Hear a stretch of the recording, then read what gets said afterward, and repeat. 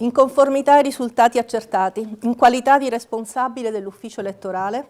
il giorno 6 ottobre 2025, considerando il numero dei seggi assegnati a ciascuna lista, nonché la graduatoria dei candidati alla carica di consigliere metropolitano di ciascuna lista,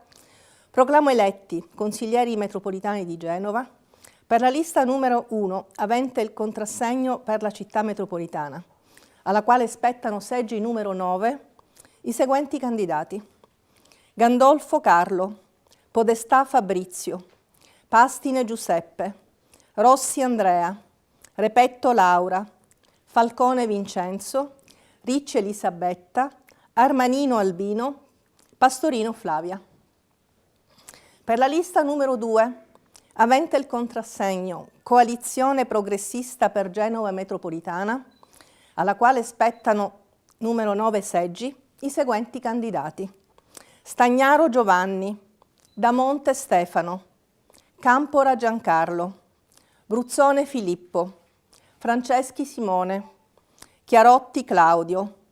Caversazio Guglielmo detto Gulli, Bozzo Ilaria, Ghio Francesca.